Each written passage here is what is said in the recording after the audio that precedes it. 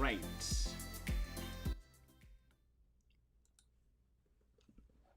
Hello and welcome to IT Security Labs, and I hope you can see me and hear me well this week. Thank you for joining me. My name is Howard, and in this live demonstration I'm going to show you what I've done in my lab environment. In particular, I have an Elastic SIEM solution that is ingesting a bunch of logs from my lab environment, and also at the same time I like hacking, so I'm going to show you what it looks like when you start hacking a machine where you have an agent that is monitoring all the security events. So my goal for today is to make sure that if we go through this process, we want to see, can we first of all exploit the machine that we have here, which is called Raven from Vulnhub. Then can we collect the security logs from the hack and make sure that we can detect the attack, because the whole idea of having a security lab is to make sure that we can detect and defend. So I'm going to talk to you about everything and how I have everything set up. And thank you very much. You said that everything looks fine. Thanks, I appreciate the feedback. With all these live streams, you never know if actually things are working or not. So thank you for that, I appreciate it. All right, so first of all, let's start by saying, what do we have here? What are we doing, right? Because we need to define what we're doing here. Thank you all for joining. So I have 3 machines that are running, and I'll be showing you. So today I don't have a network topology diagram. I normally do, but I don't. I'll talk to you about what's going on. First of all, I have 3 machines, and here they are. You're looking at my Elastic SIEM solution. I have Raven, which is a vulnerable machine. This machine is vulnerable with a WordPress site and some misconfiguration. So we know this machine can be hacked. So our goal is to attack this machine from our Kali Linux, then collect all the logs for the activity. Then once we collect the logs, we'll analyze them here in Elastic SIEM. But if you want to find the Raven machine, you can find it here on Vulnhub. It's a free machine. So everything that I'm using here is 100% free. Nothing is paid for here except for my ELK SIEM that I'm using for demonstration. It's in the cloud. But you can set up everything that I have here locally in your own lab, and you have a lot of fun. All right, so that's our vulnerable machine. And then, of course, we have our Elastic SIEM solution. This is where we are sending all these logs. So I have an agent on my vulnerable machine that is collecting security events and sending them here. So the goal is this agent, the Elastic security agent, should really grab all the attack details. So when we are done attacking, we can come here and really look at what does it look like when you run Nmap against a machine. What does it look like when you run, for example, Hydra on a machine, or if you are brute forcing a machine. And I'll tell you, if you're brute forcing, this is what you're going to see, a bunch of failed attempts. Thanks for coming, Matthew. I appreciate you joining us. And so today we're just going to do another attack and detect. I like this because it shows us both worlds. All right, so we have our Elastic SIEM set up. Everything that we are using today is actually just in my VMware Fusion. So here's my Kali Linux in VMware Fusion. My Raven machine is also in VMware Fusion. Then the ELK SIEM that I'm using today is in the cloud, but that's fine. You can set it up locally. I actually made a video series where I show you how to deploy Elastic SIEM locally on your own environment. So if you are interested in that, check out my other videos. But today is not about the setup. Today is about what can we do with this lab once we have it. Because a lot of people ask me, like, you set up all these labs, do we really use them? How do we use them? So that's the reason why I have these Sunday streams, to show you how to do it. Every Sunday, 9 p.m., we'll be demonstrating something like this.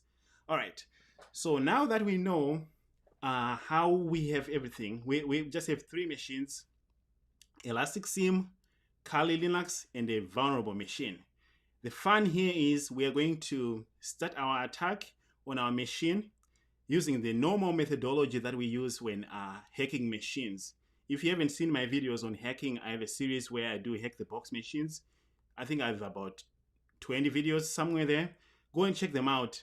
But we're going to attack this machine using Kali and just go from there. As we attack, we're going to come here, and really, we want to find out, does this really pick up the attack? Can we see the logs? Can we analyze this thing in real time, right here live? I'll tell you, we can, because I'm collecting the logs right here, as you can see. So we just want to see, especially that. So I see we have a lot of people who joined. Thank you very much. Yes, every Sunday at 9 p.m., I'll be here demonstrating something similar to this. All right. So now that I've explained everything, let's get started. I don't like to talk too much. All right, first place to start is, of course, our Kali Linux machine. Mine is in VMware Fusion. You can have yours in, of course, you can have yours in, what is that called? VirtualBox. I'm running Kali 2019.1. Okay, let's exit out of here. So I can update my Kali later, but all right, let's get out of here because this was just me testing my setup. Let's come up with a new one. All right, my Kali Linux is 2019.1 and I'm using the Windows undercover mode, so it kind of looks like a Windows machine. This is Kali Linux, believe me. So if I do a sudo su, so you get to see how I think as I do my attacks. First thing that I do before I start attacking any machine is to make sure that the machine is up. So I do a ping. I've started my nmaps before when machines were not even responding, and I waited and waited. So because of that, I started with my pings. 68. I think it's 5.69. So I'm getting ping responses. I know this because I checked my DHCP server. It told me that Raven is on 69. You can run a net discover here to find your machine if you don't know where the machine is. So I know my machine is online right now. So that's good. Then from there, I make my directory because I like everything to be in a directory. And I'll name this Raven. Then let's go to Raven. All right, now that we're in here, it's an empty directory. We're going to start attacking our vulnerable machine, our CTF capture the flag machine. And as we attack this machine, we'll go back to our SIEM solution and check out the logs that it's generating. All right, first thing that we do when I'm attacking any CTF machines is run an nmap just to make sure that I can see. This is my personal preference. There are other ways, different options that people run. I saw this from the beginning, and that's what I do. Nmap minus sc minus sv. So saved scripts, and I'm also enumerating for versions because I like to see what the versions are. And I want to output to I want to name this Raven. So this will save all my data in a Raven folder. Yes, this is really fun for me. Someone, BH says, didn't know that my channel, but this seems interesting. Yeah, so we are attacking a machine and we are collecting the logs. We are looking at how we attack and we are looking at what the logs look like. And then we put our IP address, .69. All right, there we go. So we are running our nmap. We're just discovering this host. Over here, I will tell you another alternative, which is great, is just run Sparta. Sparta is really great, and I'll show you in a little bit here. All right, so we scanned our victim machine, and we see that our nmap completed. We see some results, port 22, which is always good, right? We can see the version here. Port 80 is open, Apache 2.4. So that's the SV option that I did on nmap. And as you can see here, guys, this is awesome. We have port 80 that's open, 111, and that's good. So to save us time during this stream, you can also fire up Sparta. And if you send Sparta towards this victim machine, as you can see, my Sparta is still running here. Sparta will not only run nmap with those options that I did, but it will show you in a nice to see graphical user interface. As you can see here, it still found port 22. If you compare these results here and these results here, they're the same. So we ran an Nmap scan. First of all, let's just go back to our SIEM solution. Did it see anything? I don't expect it to have seen anything, but why can't we just go back there and take a look? So let's go to our results in the last 15 minutes. Did this thing see our Nmap scan on our Raven machine? I don't know. Let's see. I only want to see traffic that is going to my machine called Raven.hostname. Did Raven see that or not? These are raw logs, by the way. There are other graphs out there. All right, so far, I saw these 16, whatever they were. So this is what the logs look like. And we ran Nmap, so we should have seen some data, but so far this is what we have. Our logs are flowing, as you can see. Whoop. I accidentally zoomed in there. All right. Let's refresh.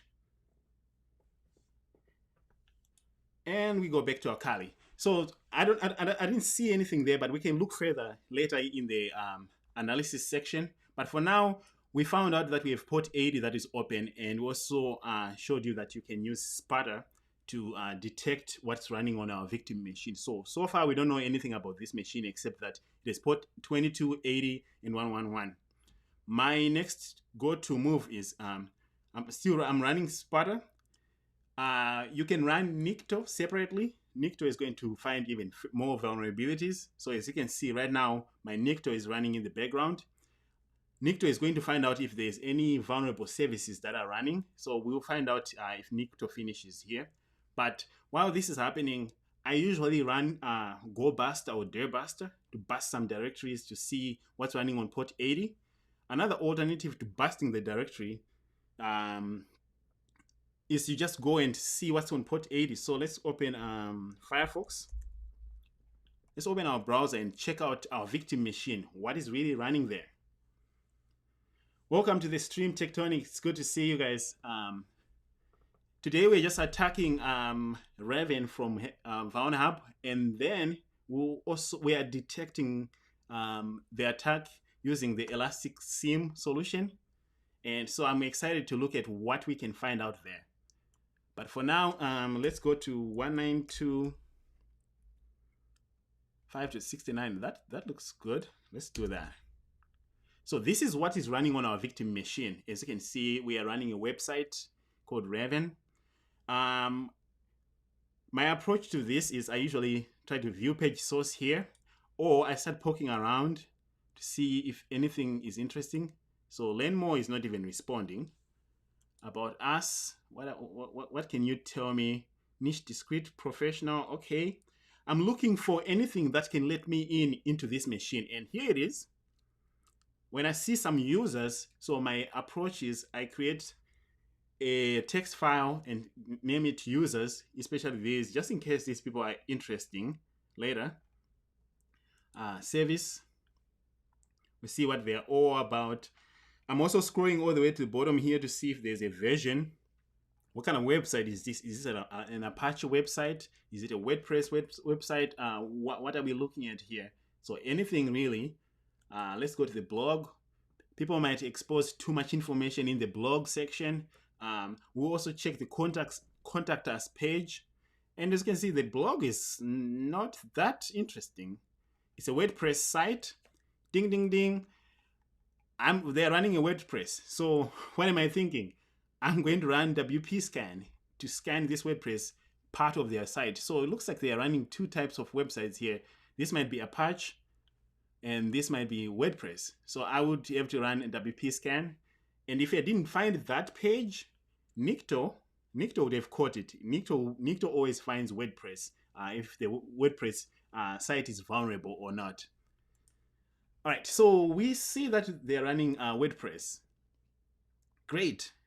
So what can we do with WordPress? Because that looks interesting. As this is happening, I'll be running DirBuster. DirBuster will be running, or GoBuster will be running in the background. if I'll be running a bunch of other things, multitasking and then coming and checking, because you never know which one is really going to give us our results here. Okay, so let's go and say, let's run WP scan, because they're running WordPress. WP scan is going to analyze our WordPress site. And what I like to do if I don't remember the usage for things is I just type without any option and just hit enter. Usually this gives me the man pages, or you can say man WP scan. Here it's saying, oh, you need to say dash help. Of course, we need some help here. We don't know how to use WP scan.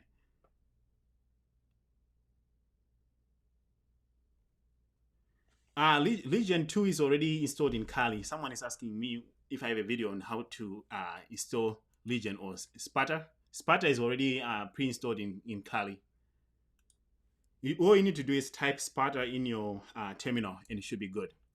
All right. So as you can see, guys, with WP scan, we use this tool to analyze, to scan WordPress for users, any vulnerabilities that are known. We get the help here. This is the help section, and it's telling us exactly how to run WP scan. So to save us time, oh, did I do that? Yeah, to save us time, I already have this command so you don't watch me type here during our live stream. WP scan, I have it on 487. So I'm just calling the command that I ran earlier, and I'll show you.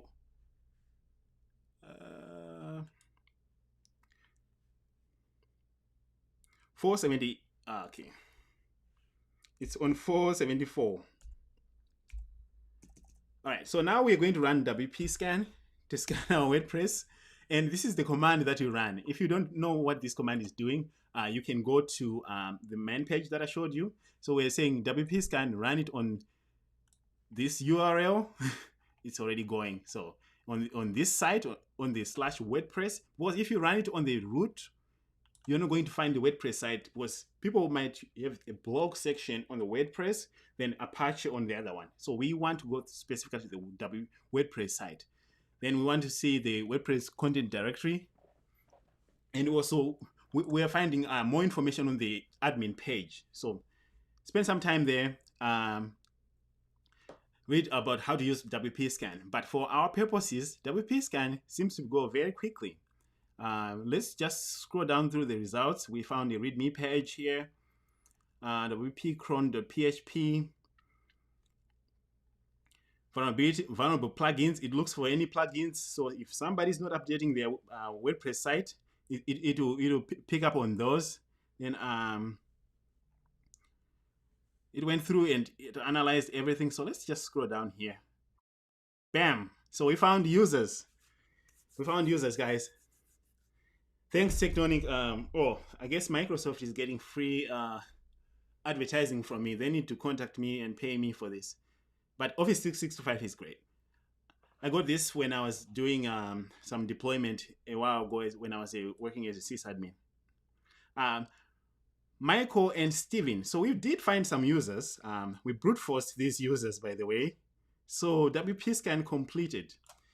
Quick pause. Let's go back to our SIEM. We just ran a very, very heavy application against our machine. Are we really catching anything? Because that's always the question, right? Is this thing really catching anything? Let's refresh this. This accidentally zoomed for me.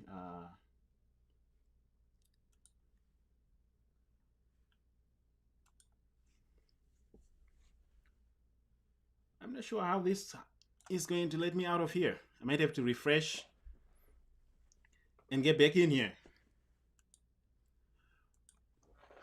All right, so I think I'm back. So there are multiple places where I can see this. So this time I want to check on syslog, because I have a syslog logging there. So let's go and see if I can find syslogs from that machine. Am I really getting any syslog data? Because we just ran WP scan. I want to see, can we see this in real time? All right, here are some logs for us, and Kali is really, really noisy. And we have some Raven here.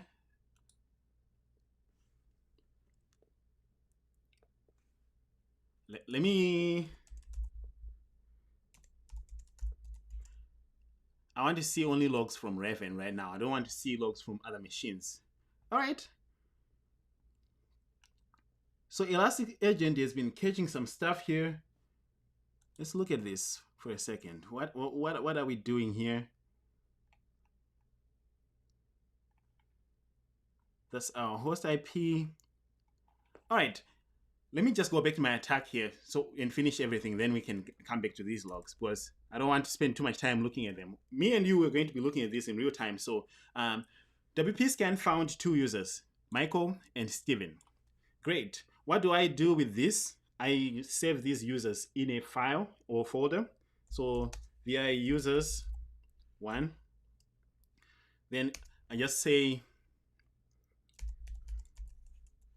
Michael and Steven, because these users are going to be very interesting later. Then we save them.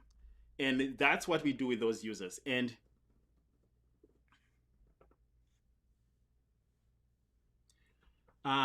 someone is asking what app do I use for searching applications. That was my Kibana interface for my Elastic SIEM solution, which I'll be showing you in a little bit after we're done attacking this machine.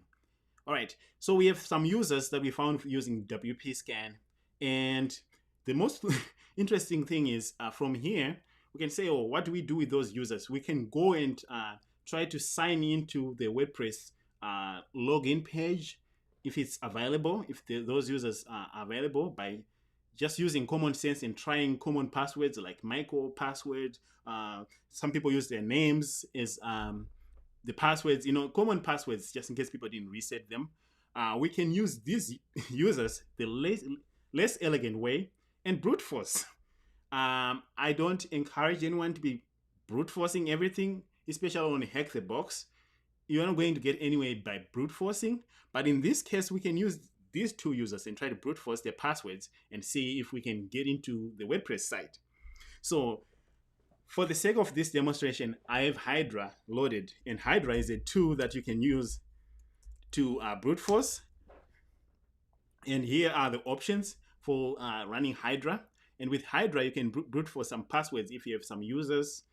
This is going to run it against a word list, like some of the word lists. You can load your own word list if you want, or you can just fire up Hydra with any of the preloaded word lists here. So for me, in this case, I have Hydra loaded on 480. And I'll show you what command I use. So I'm brute forcing using Hydra. So let's go and copy this command here.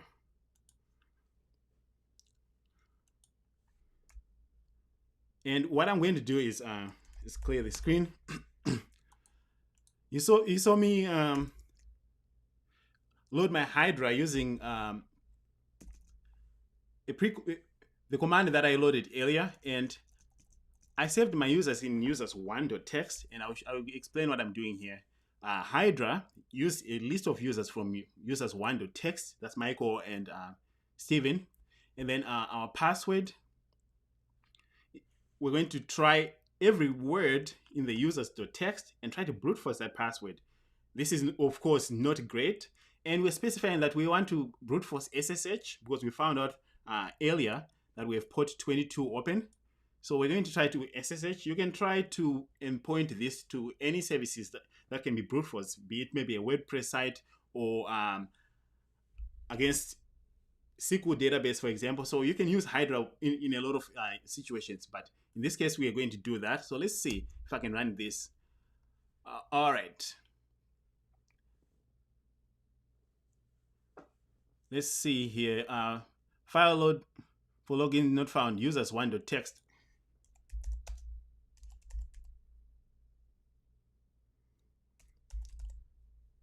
Can I see? Did I not save my? Okay, I don't have that. Where did I save my users? I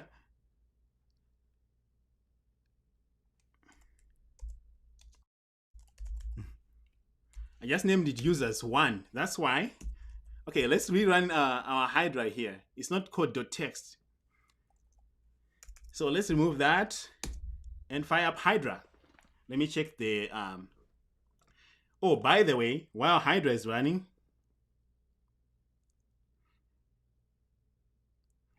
do I have any alternatives if Raven has failed to ban? Yes, so a lot of people, when they deploy their solutions, usually they don't allow people to brute force like what I'm doing here with Hydra. You would have to find different solutions where you can tell it to detect if people are using fail to ban or any other tools that block you. So I'm not sure if I will cover that today, but since I'm running Hydra right now, the place that you want to go in your SIEM solution to check if somebody is brute forcing your systems is in the under the SIEM here host. You're going to see that the number of logins for our machine is going to really go up. So for authentications, let's change this to the last 15 minutes. See, right now it's saying I have 125. This right here is because I'm running Hydra. Let me refresh. This number should keep going up. You see, now it's at 189. It's because Hydra is brute forcing 192. So we know this SIEM solution detects and it actually works because right now it's actually doing this. And if I wanted to see on authentications, let's see what's happening here. Authentications failure. We're failing hardcore right now. And we're failing on, we're trying just on Michael. We have two users there, Steven and Michael, and we have failed 192 times. So as a security administrator, you probably want to be alerted when this is happening. Let's refresh again. This should keep going on, and now it's 270. So our SIEM solution is already capturing when you're brute forcing. That's why I said maybe brute forcing is not the most elegant way of going about doing any attacks, because if you brute force, you're going to be detected. There is no seconds about it, unless if people really don't have any security in place. Brute forces are the easiest thing to be detected and also prevented. So we have a lot of failures, and this number is going to keep going up. So let's go back here. We are still going. So let me check the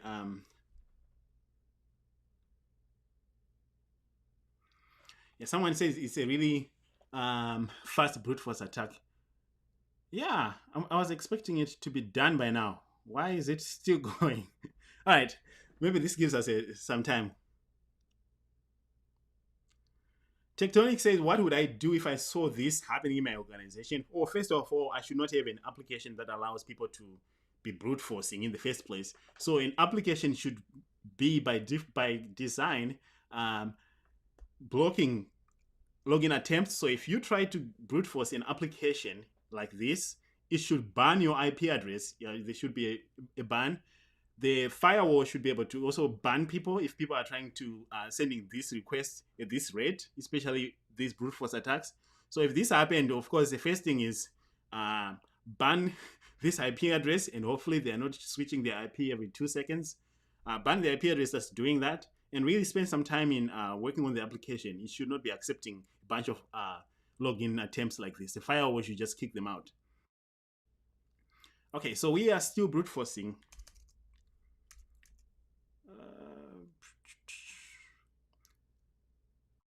Maybe I should have followed Hydra's option where it says I should use there was an option, was it T4 to make it faster? All right, everyone. Thank you for joining. If you just joined us late, we are attacking a capture the flag machine, and we are logging our attacks to a SIEM solution. And we really want to see what does this look like? Can we attack and detect at the same time? So if you're interested in both defense and offensive, this is really a good video for you.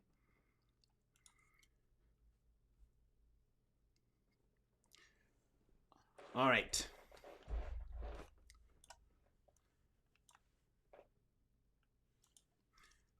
So let's go back here, and are we still going? 647 failed. This is terrible, guys.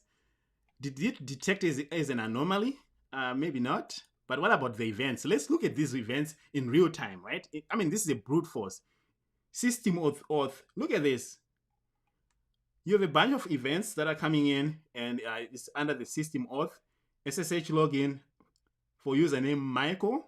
So this is just a bunch of them. If you load more here, you're going to see 600 of these just being logged in every time. But one of my interests is, okay, we see it presented nicely here. What does it really look like when this thing detects it? So let's expand here. What does it really read like? Raw data. Okay. So it's an authentication category. So this is what it looks like in raw format. And the brute force, I guess this is the easiest one. This should actually just see it right away. And from here, let's go to our other raw data in the Discover panel. What are we seeing? We should now see a spike in events. Right now, there it is. And again, this is what the logs look like in raw format when things are not working properly. So this is just from the last 15 minutes. As you can see, before I was logging very minimal events, and all of a sudden, when I started my scan in attack, my event count went up. So as simple as knowing your baselines during a normal production environment and setting up a threshold and saying, well, if my events go above, say, 20 every minute, let me know. You quickly detect this, that this system is under attack. As you can see, the events just spiked, and there's more to that. All right, so let's go back here. I mean, we should have found the password by now. I'm going to cancel this and use T4.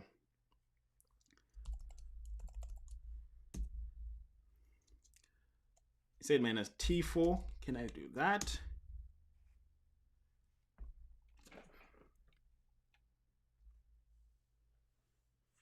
Okay, Hydra doesn't like to be run twice. So what I'm going to tell you is that I ran Hydra earlier on here, and it's going to find the password, and I can tell you what the password is if you're interested in. Oh, there we go. So as you can see, this is the beauty of live streams, right? You can see things in real time. We found the username and password. First of all, Michael, you need a new password. Michael is really a terrible password. If you have any users doing this, you have problems. Another way you can do it, if you're in a Microsoft environment, just set up a password policy. People cannot have a password that is the same as their username.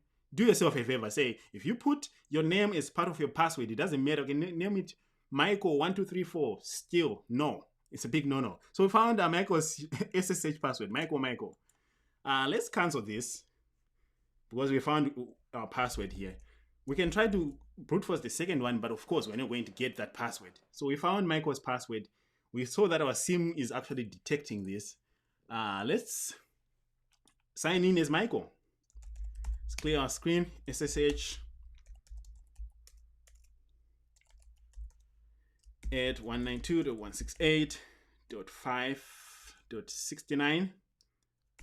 So we brute forced. We're not proud of our method, but it works. All right, we're in as Michael. Before we even start doing anything, let's go and check our logs really. What can I see here? Did I actually get in there? I'm trying to see which logs should I look. New users and groups. Let's go there. I'm just showing you both so you can get a good idea of what I have here. So usually I would like to see any logins. They should be logged. If somebody SSHs into a machine, this should be picked up by this SSH logins here. So let's go and see if this did. Yes. This is great, guys. I'm so happy that it's working. First of all, this color here is showing failed. This is terrible. If I were an administrator in my environment, I see you have so many failed, then Michael, you're a big problem. So we can tell that Michael tried to sign in so many times and failed. You only accepted one time, which is this one right here. So we managed to get in the last time. So this is working. The SIEM solution is working as we want. So if we create a new user in this system, it should create it as well here. If you run any sudo commands, commands is sudo elevated privileges, we should pick up here. So again, you can set up an alert here and say, if somebody fails 5 times, I want to know. And generate an email to yourself. Then you might want to find out and call that user and say, are you trying to do something? So, okay. So that is that is interesting. So we signed in as Michael, and Michael needs a new password, obviously. So we are running WordPress. Let's keep our scope in mind. We found some ports on port 80. So first thing is, I just want to poke around. Michael, what do you have in here? ls-la, see, just in case there's any interesting files. What I find here is sometimes you might see bash history from people. You might see people weird. They might save passwords here. For CTF machines, you're looking at the possibility of any flags that might be laying around here. So you always want to find out where things are. And that's exactly what we're doing here. We're just poking around and seeing what is really going on. So for the sake of this, to make sure that we are not here all night, let's go and see. Let's go to www, because we are running a site, right?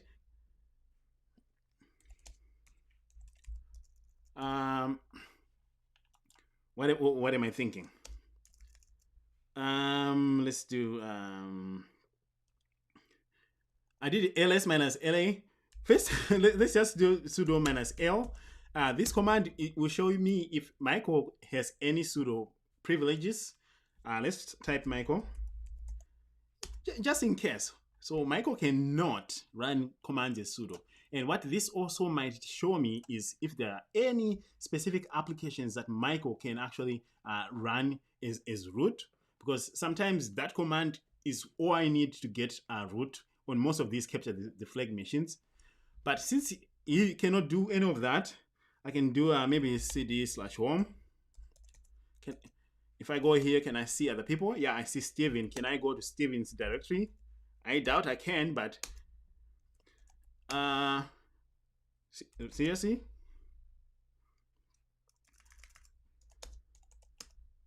Okay.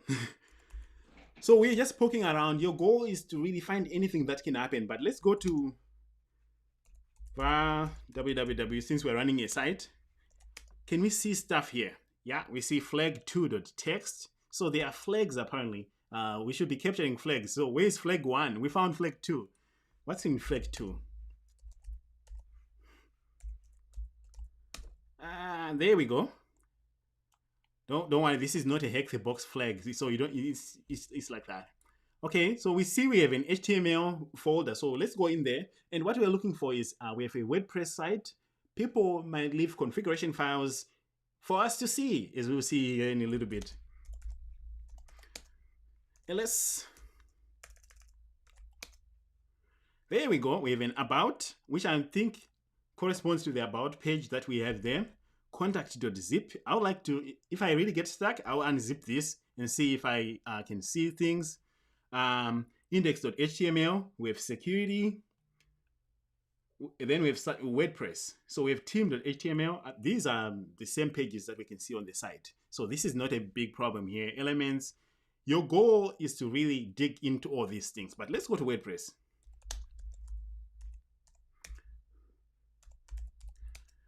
The goal, our SIEM solution should be picking, every time I do these moves, my SIEM solution should be logging what I'm doing, at least knowing what I'm doing here. So in WordPress, we are looking for the WP config. We have a sample config. We have a WP admin here. WP config.php, which is always interesting. So you want to dig through these things. Dash config tab.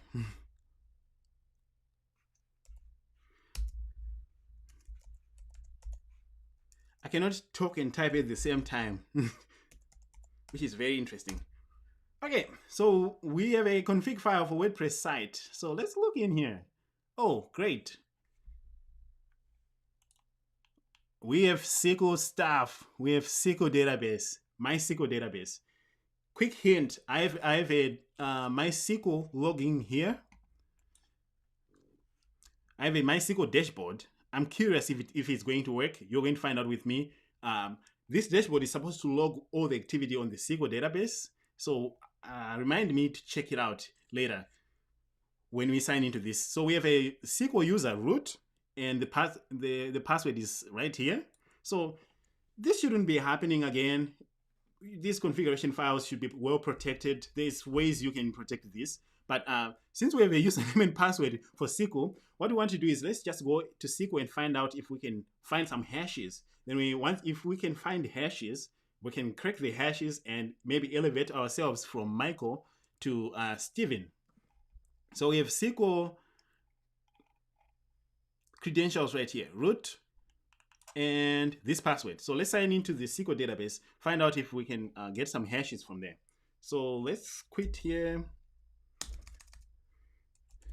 Clear, let's say MySQL. And then we want to sign in as user root and our password. I copied it. Sometimes if there's special characters, it doesn't like it, but let's try it. If it doesn't like it, we'll come back and put some quotes around the password. Okay. You didn't like my password or what? Let's try it again.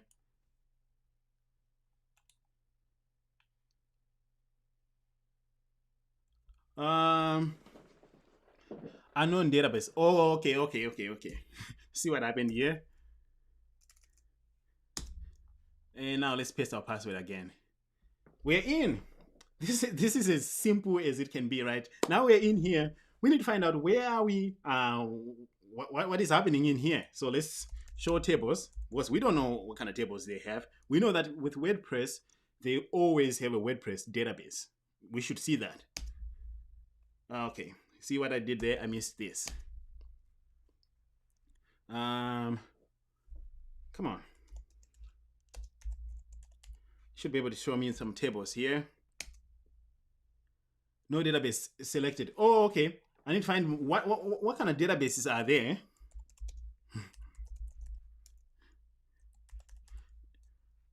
I should just go to WordPress database right away, but let's see if there are any other. Yeah, so we have MySQL, we have WordPress.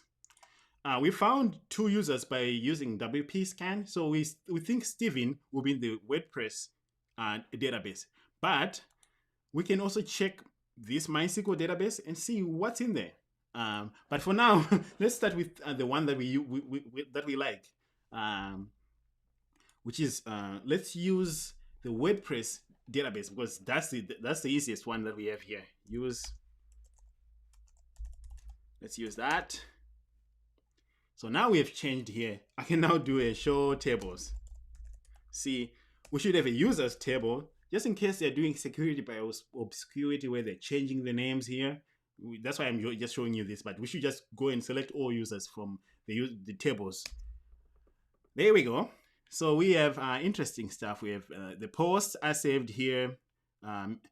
Meta WP comments. Oh, that is interesting. We would like to go and see what's in the comments section. But we also have WP users, which is just the users from here. So let's select all from users, because we want to see how many users are in here.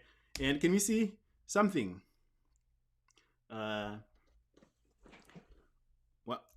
What am I doing here? I'm not typing WP underscore users correctly, because that's how it's called right here.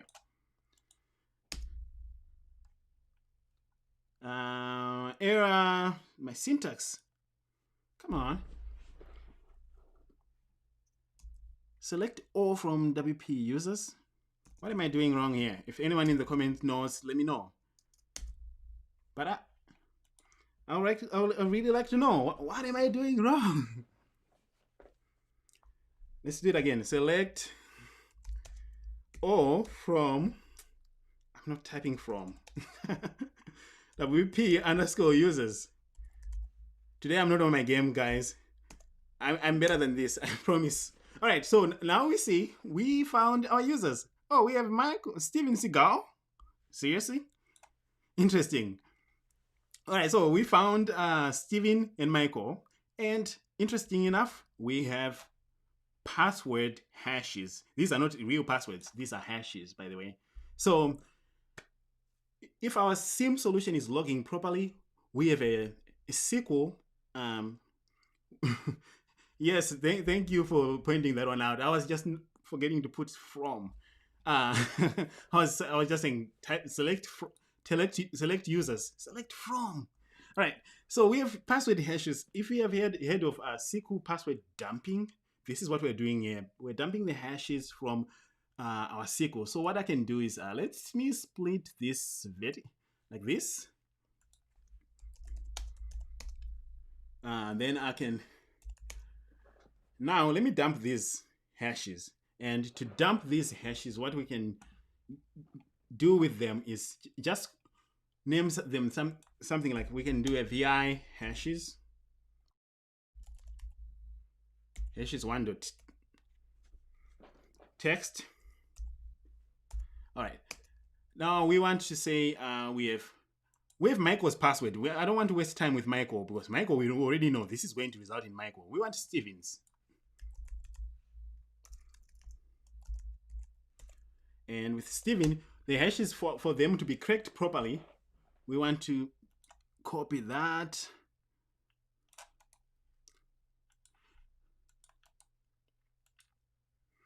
And there we go. All right, so there are multiple ways that you can crack hashes, really. Let me see. What do people... Okay, what do people use for cracking hashes? I'm just curious. Can we throw this hash on the hash crack station online? Let's start with that. This is the easiest one. We have a password hash. Online, there's an online tool called CrackStation. Let's just dump this hash here and see if we can crack it and not use any of our resources. Oh, come on. I'm not a robot. I'm right here. Traffic lights. Okay. I guess I need the whole stuff. Crosswalks. I swear to God, I'm human. Traffic lights? Is this a traffic light? Oh, no. They want this one. It's also contained here. All right, now let's crack this hash for free. Come on.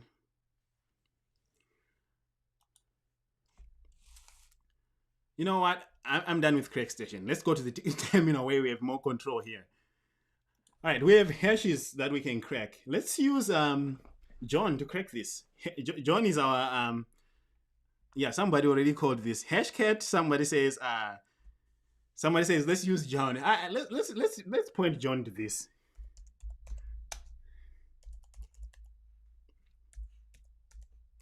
Let's point John to this. John is going to... No password hash is loaded. What did I do? What do you mean?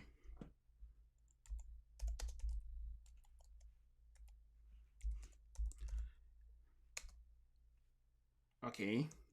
Do I have an extra space in here? I should be able to... Let's insert, maybe remove a space. Come on, John. Let's click this.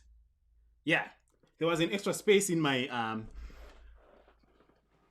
password, my hashes file. So now we're cracking the passwords using John. This shouldn't take too long. I didn't want to text my machine here. This is a virtual machine, so usually I have a dedicated rig. I crack my passwords in my old gaming computer that's in the basement. I just put all this stuff there. It's usually faster that way. But here, let's just run John. So we were able to get in here in the SQL.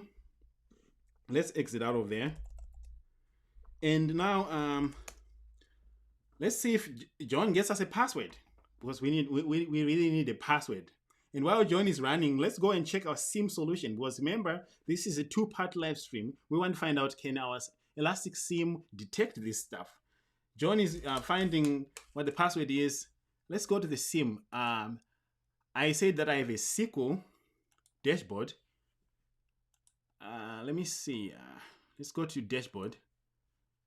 I'm supposed to be finding my SQL here.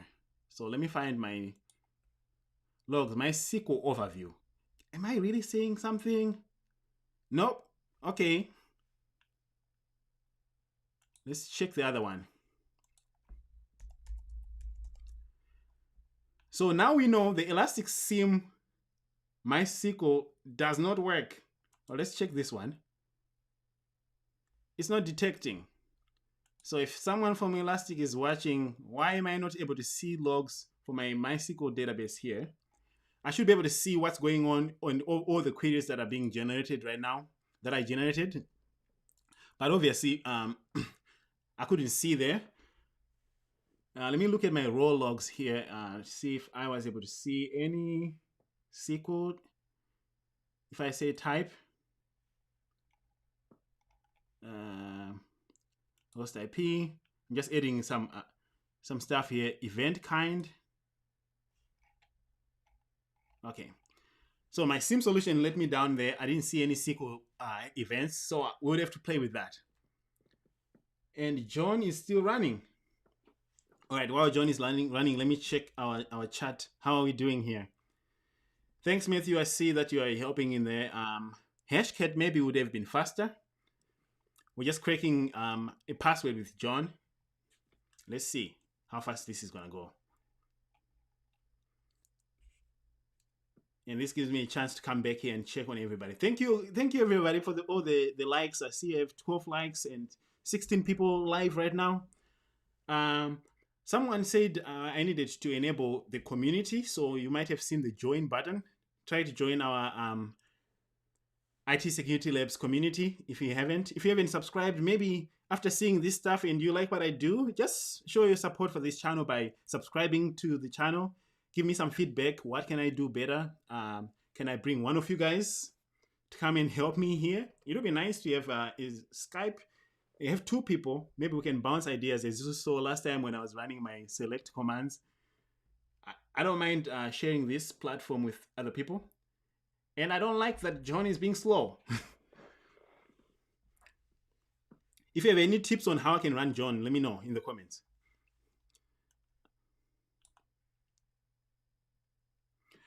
Someone said, does Linux Plus help in learning commands? Yes.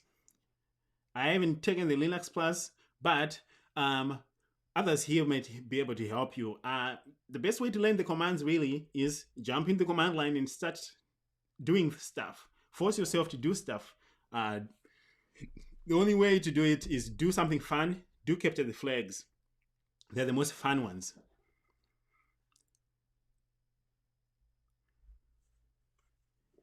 Awesome. All right, guys, this is taking forever with John. While John is doing that, let's go back to Hashcat. Maybe we shouldn't give up on Hashcat.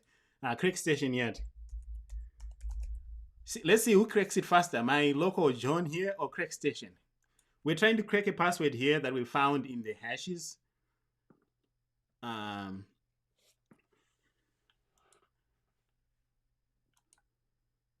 So let's paste the hash here, and crack station should. I see cars here. I see cars there. Let's verify ourselves. Crack that hash. Okay. Doesn't want to.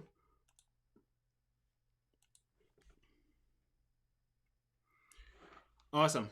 All right, so this is running. It was faster earlier, so I'm live streaming from the same computer that I'm hosting this. So I'm not too surprised that it's texting everything. I can hear the fan coming in the background here. What CTFs do you recommend for a beginner level? Hack the Box by far is the easiest one I've seen.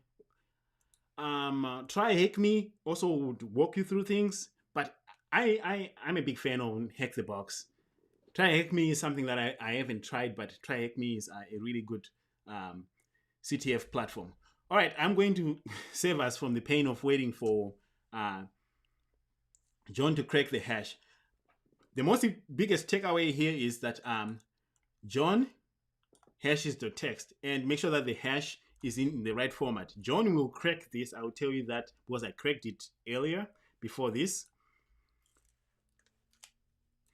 So the easiest way that I can do here is let me try to see if I saved my password when I cracked this earlier. Because if I didn't, then I might have a problem. I cracked this earlier when I was practicing. Let me check here.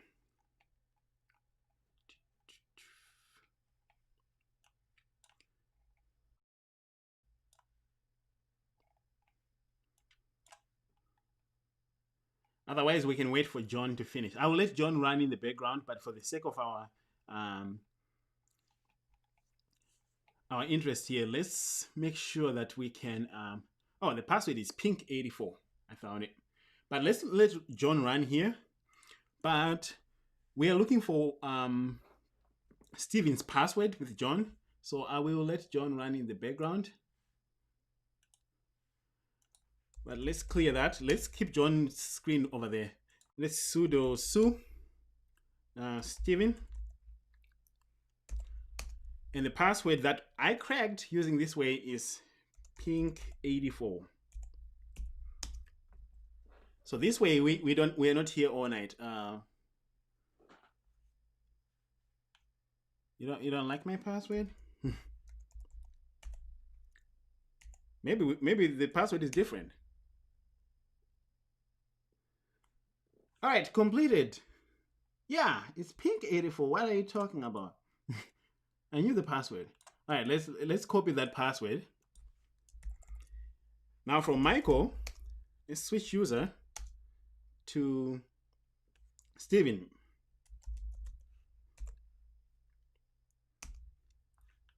Let's give him the password, Steven's password. There we go. All right, so what we have here is a limited shell. If I do an ID, I can see I'm actually indeed Steven, and I have groups. He's a member of Steven. So I hate this terminal. This limited shell might not work. So what I like to do is let's elevate this limited shell.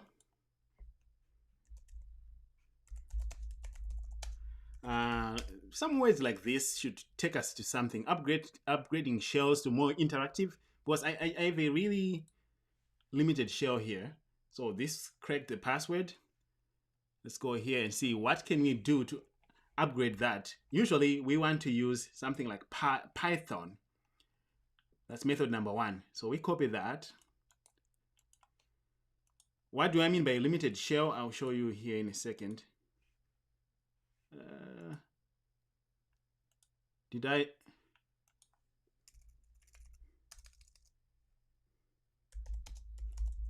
I think I accidentally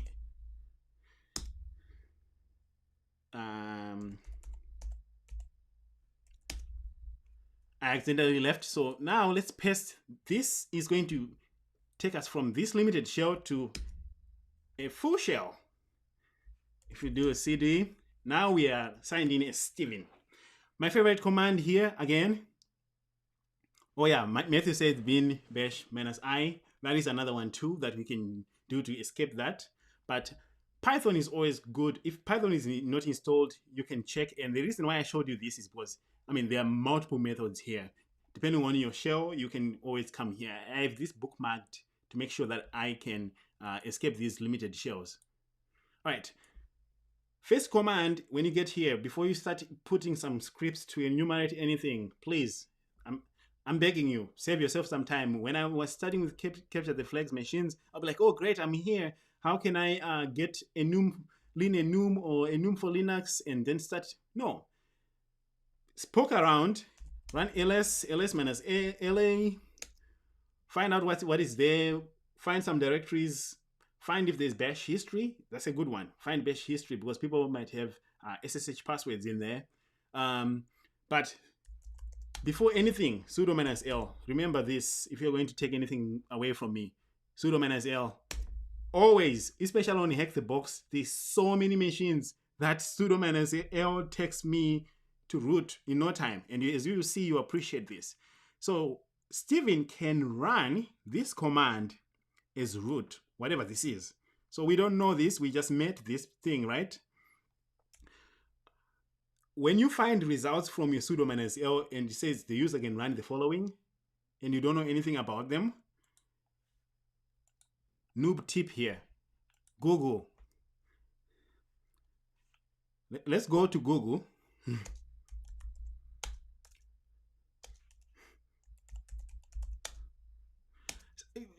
A bunch of command right here.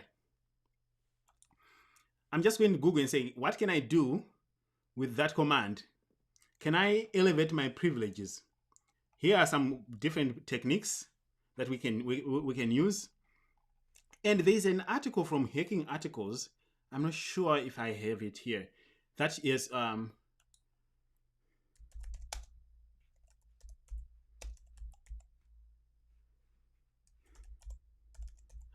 that I found. I think, is it this one? There's an article from Hacking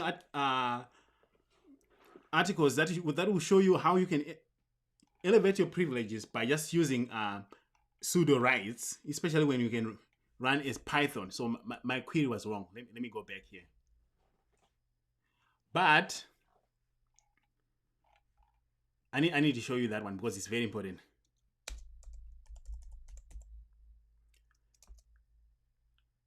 This one.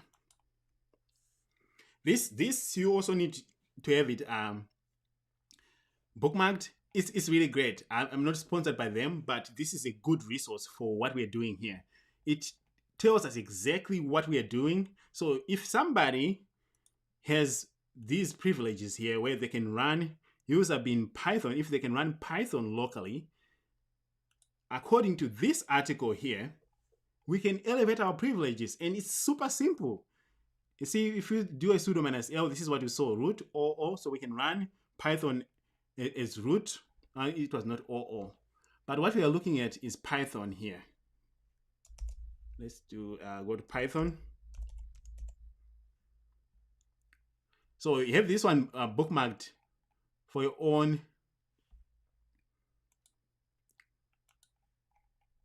reference. Spawn shell using Python. There we go. Sudo -L, which is what we did. And to just get root, it says that if we have those root privileges, we need to run again the same command that we did to elevate our shell. This is going to give us root. Unbelievable, but I think it's awesome. Bam.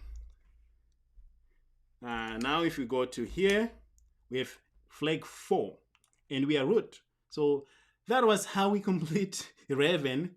Simple sudo -L and misconfiguration here. Again, if you are in production, you probably don't want to give people access to run Python as root, especially that results in this.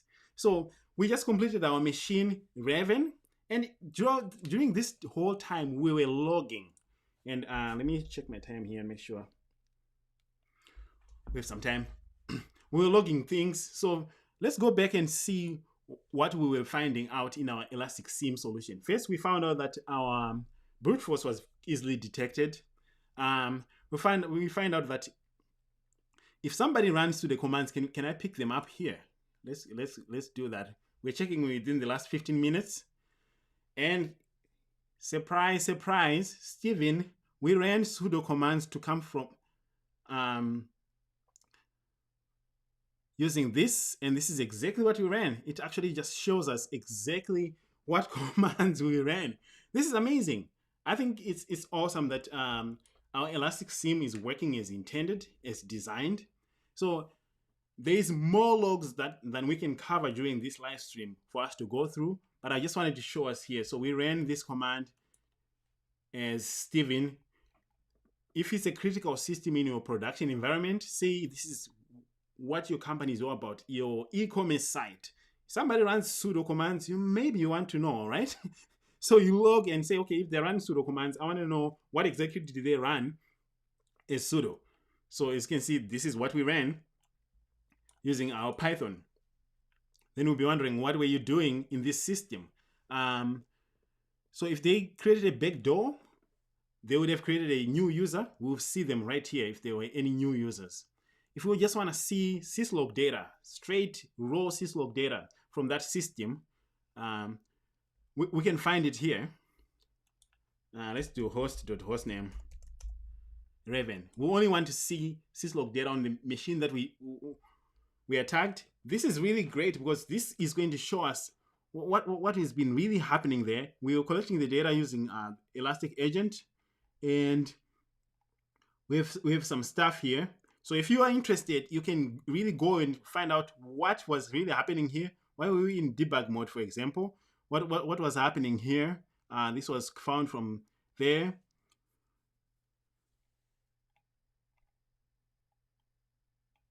This is the OS version here, and this is from syslog.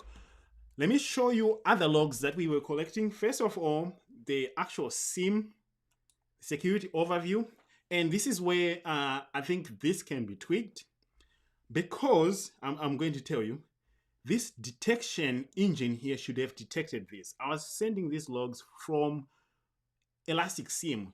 The integration here should have fired some alerts, because I am running an engine that is supposed to not only detect the raw data, but have alerts. And as you can see, it didn't detect anything.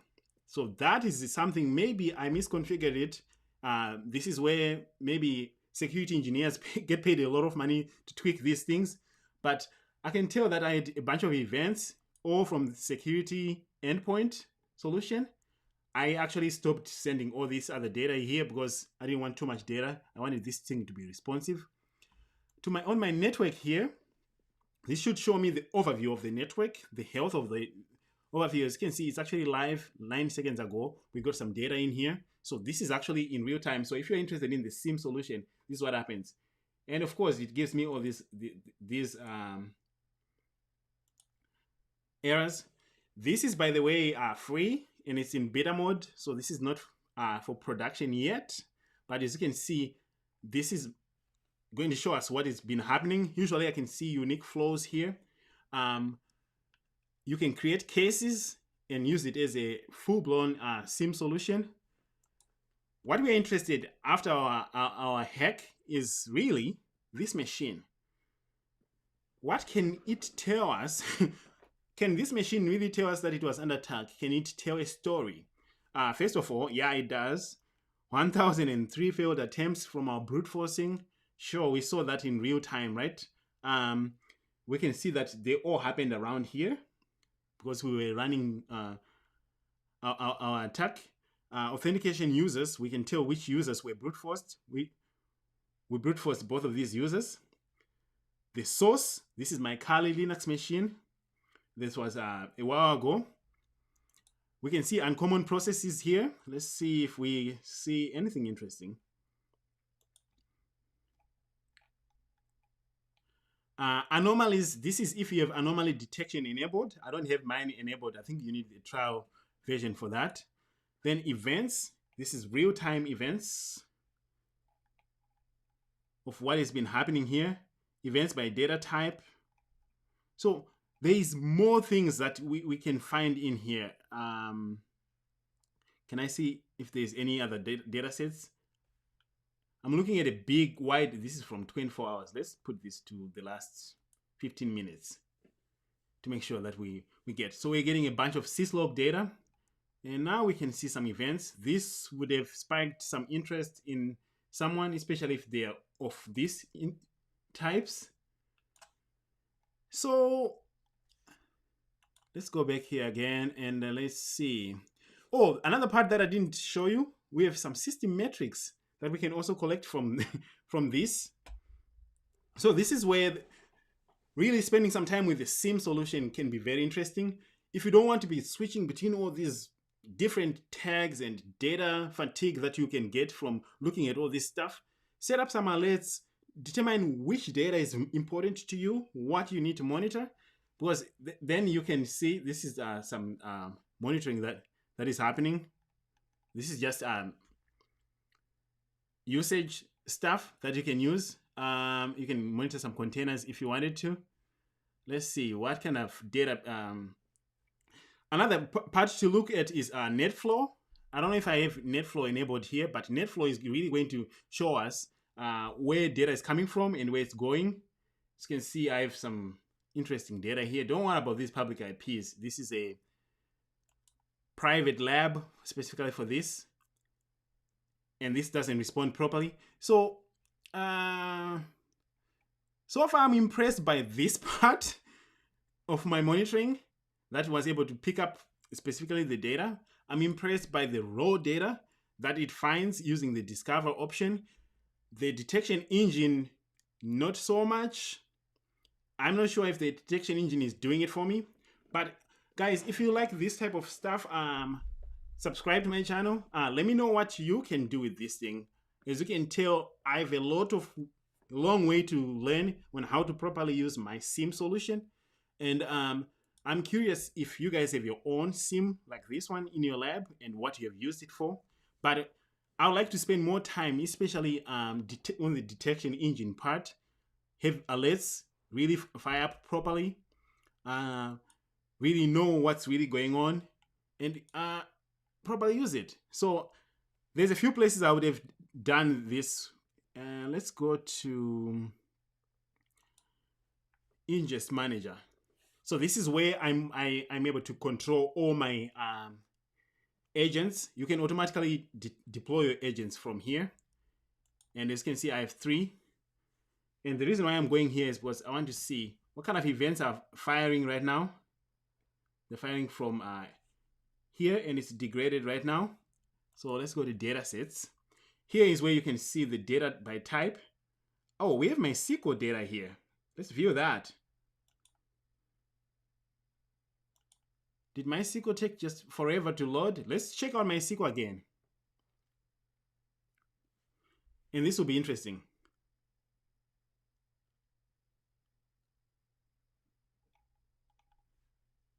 Is it because I'm putting it? Let me put the whole day. Yeah, I'm able to get some SQL data. Maybe let's not give up on this thing that easily. All right, so we have some SQL data here. Okay. So obviously we should have been able to see more data right here on the SQL stuff. I was expecting to see the commands that we ran, but this is when we were working with SQL right here, as you can see. And I hope we can see something else in the SQL. So this is just me poking around my SIEM solution. Matthew asked, what kind of SIEM looks best on a resume? I think that common SIEMs like ArcSight would do very well. SolarWinds is another one. I actually had a SolarWinds SIEM solution in my lab 3 years ago when I was just learning. It's the easiest one. Then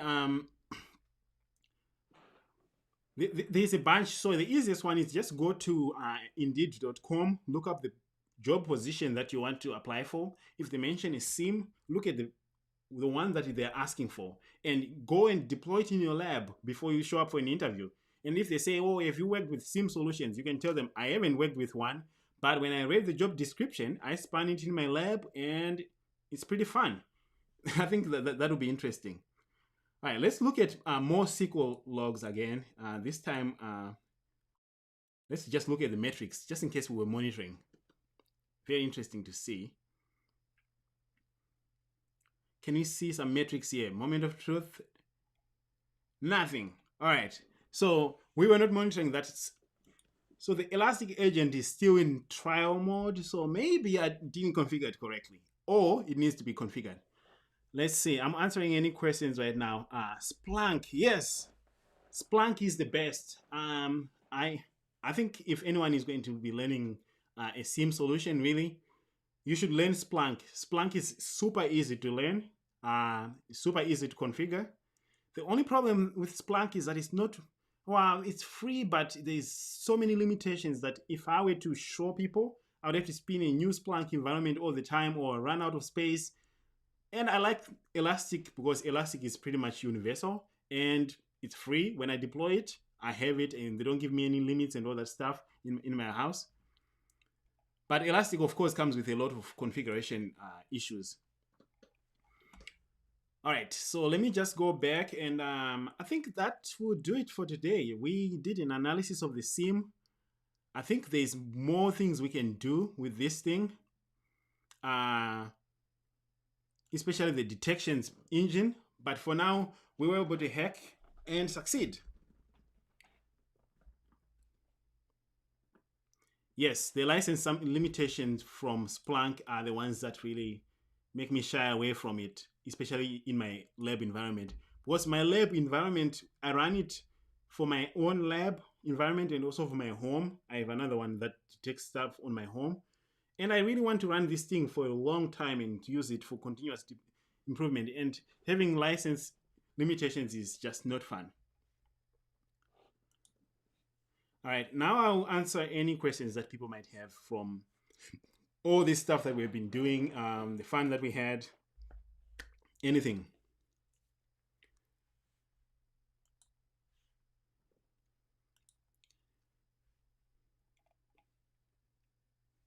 Oh yeah, someone said here, logarithm. Yes, a lot of healthcare places around me, they really like logarithm. I have seen that posted on a lot of job description as well. Let me just scroll up here just in case I missed something. All right, guys. What options could be better for beginning with, well, native ELK, SELK, or Security Onion? By far, the easiest to deploy is Security Onion. I used to deploy Security Onion as well. It's super easy to set up. So if you are interested in just deploying something very quick in 20 minutes, Security Onion, people have it running in Docker containers. Very minimal. You'll be able to get it up and running. So I'm just answering this question here from Juan. We're saying what option would be better for beginning? Native ELK, SELK, or Security Onion? And another thing that I'll add here is when you deploy Security Onion, the next phase will be, if you really want to know how these components are put together in Security Onion, deploy this, what I have here. Then you'll be able to install it properly and you can install it with the resources that you need. And the good thing about what I have here, the native one, is I'm actually on a different one. I'm sending logs from Suricata. I'm sending logs from Bro, which is my intrusion detection system.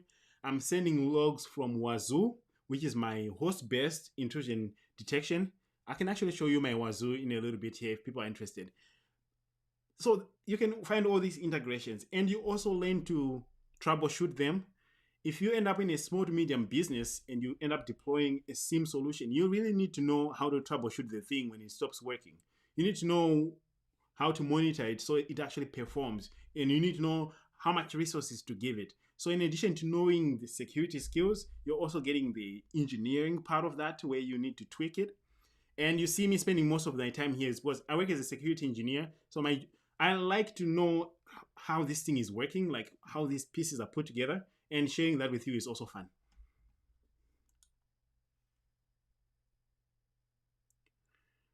Someone says not to delete the live stream. Okay, no problem. I'll keep the live stream online. All right, guys, I'm answering any questions that you might have. I find so much fun in this stuff. It's really fun. After this live stream is done, I'm really going to dig through those logs. There's so many logs to go through. I want to find out if there's anything interesting. And what you do is when you find something of interest, you go and monitor it. And I'll show you quickly where you can go to monitor things in your ELK SIEM. If you go down here where it says, I think, was it? It's not stack management, is it? Yep, if you come down here and go to Watcher, you can watch things here. You can create threshold alerts. this is where the fun begins. This is where the proper application begins. You saw those logins that were coming up. If you had created an alert here, then you can create an alert and say SSH brute force and create a query that you want to select. And I won't create one here, but this is where you go to create your alerts. You can create reports. Your manager might want to know, hey, how are we doing? You can generate a report that you can send to them. Hey, so far, so you know, this is how many brute forces we got last month. And this is how many people failed, you know, or you can generate a report for yourself. And that gets emailed to you every morning when you show up to work as you're drinking your coffee. You sit there and look at your report of what happened during the night. Did someone try to sign in at midnight? What were they doing? All that stuff. So there's so much fun that you can do with this data here. And that's the beauty of what we do in security, is being able to detect these things, these events, especially these events.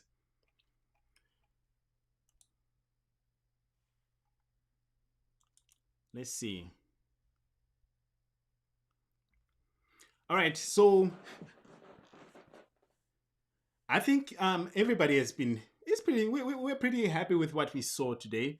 Let me just show you my Wazoo, which is my endpoint detection lab that detects the endpoints. It's not here. This is a host-based endpoint detection.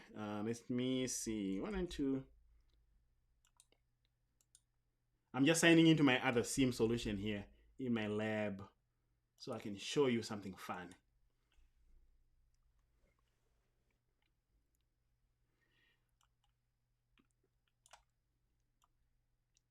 And for our Hack the Box team, I haven't forgotten us, guys.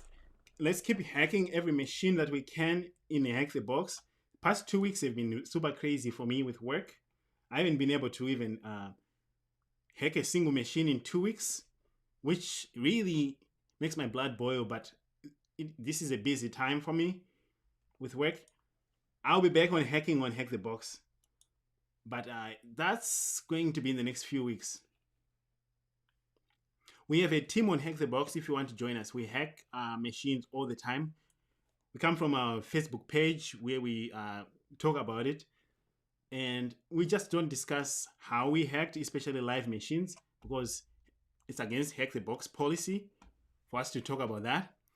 But if for those who are interested in the Wazoo endpoint, when you deploy detections in your network, when you want to detect things, you can put agents on your endpoint, on your computers, that will detect when something nasty is happening. Or you can put network-based detections like Suricata and the other ones. But here, what you're looking at, this is my Wazoo environment. And here are the agents that I have that are just monitoring.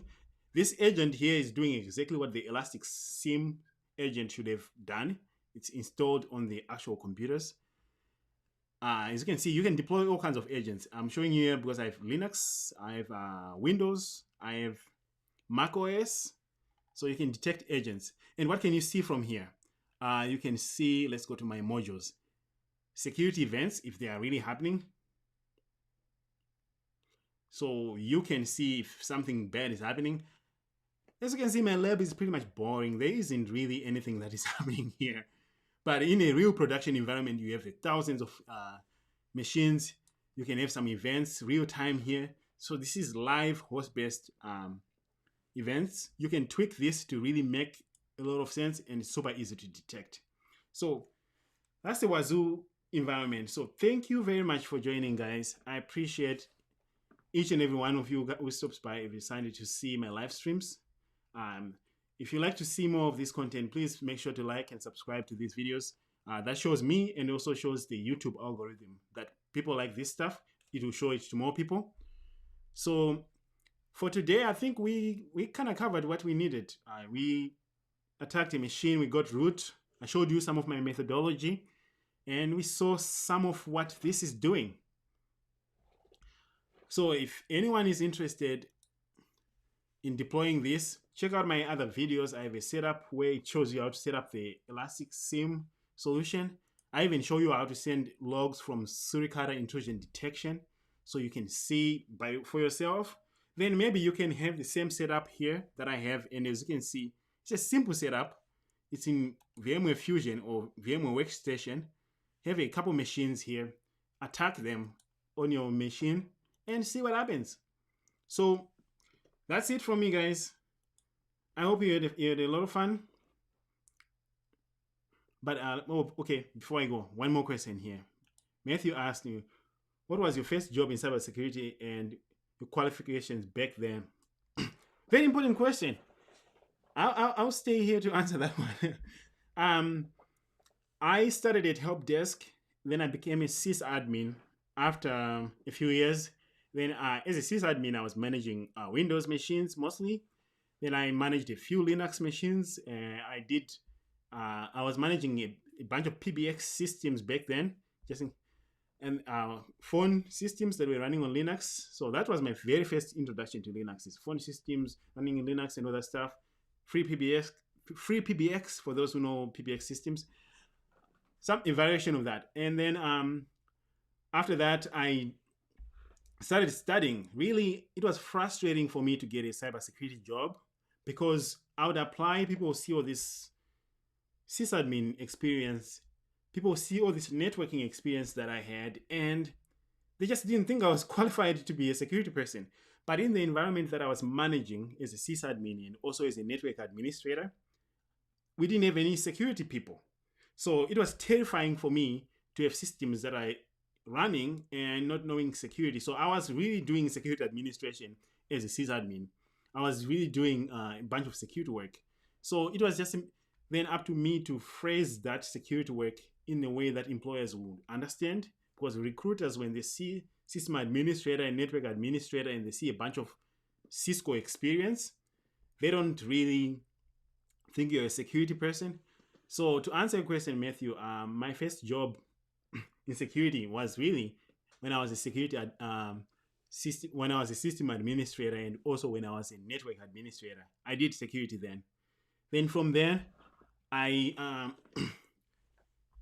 moved into other positions. I've never been a security analyst, so the analysis for data and stuff like that, I can do that. I can read Wireshark PCAPs. I can work with SIEM solutions. I know how incident response works. But mostly my experience is in network engineering, meaning working on the back end, collecting events, which is surprisingly of what I show you, right? Engineering these systems so that we can detect better. And I happen to be a big fan of the Elastic product. They are not even sponsoring me. I guess this is free publicity for them too. They should call me. Hey, Elastic people, call me. I'm introducing people to your product. So yeah, I do engineering right now, and I started as a system administrator. Qualifications wise, I encourage people to look at certifications. Really, people say certifications are useless and they don't help you get a job. But if you have experience, you need something to prove to these people that you know what you're talking about. So certifications definitely help. Security Plus is something that I think is a really good start. I don't have a Security Plus, but I have Cisco certifications. I have CCNA Cyber Operations, which is a great certification, by the way. CCNA Cyber Operations, hands-on experience with Security Onion. I have CCNA Security, so you can see where this is going, right? I'm a networking person. My background mostly is in networking, and I have CCNA Cyber Operations, CCNA Security, CCNA Routing and Switching. So then I also have a CCNP Routing and Switching. So I am pretty solid when it comes to my networking knowledge. So I started with networking. Having a solid foundation is really going to help when doing this stuff. Knowing your Linux, I got mine from system administration. Knowing your networking, I got mine from working as a network administrator for a while. Then once you have those basics, really, it's just a matter of going out there and know how to sell yourself. And knowing how to sell yourself is the biggest part. A lot of people are qualified. They just don't know how to sell themselves. Great way to sell yourself is have a lab like this. I've gone to interviews where people will be like, well, do you know this? Do you know that? Then after a while, I'll be like, well, you guys have asked me a lot of questions about the SIEM solution. Do you mind if I show you my home lab SIEM solution, then I'll have my laptop VPN back into my lab and fire it up and say, okay, if you really want to know what I know about SIEM solutions, here's my SIEM, here's how I use it. Then I'll end up giving them a 10-minute overview. Here's how I look at my logs. So having a home lab, huge plus. Daniel Misler in his blog post says that if people don't have home labs, it's really hard for them to scale their skills.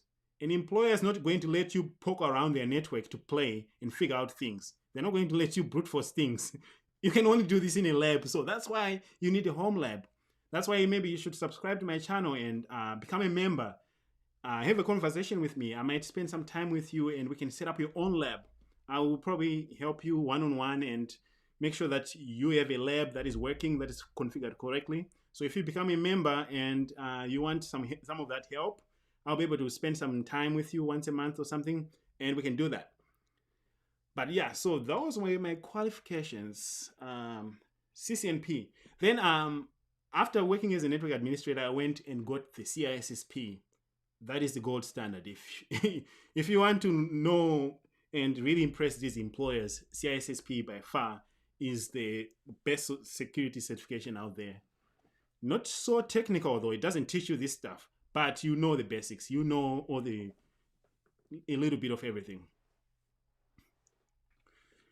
All right, guys, that was a long winded solution. So if you missed our hack and detect, go and watch this. Once this post, you'll be able to see us attack Raven, the machine, and our attempt to look at these logs.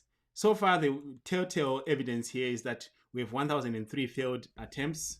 That was us just brute forcing.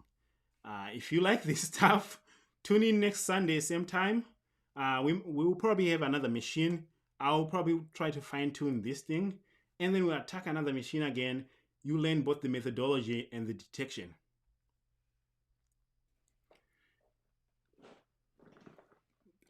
All right, so thanks everybody. I think we covered everything, and if you need any help or questions, put them in the comments. Otherwise, I say have a wonderful night.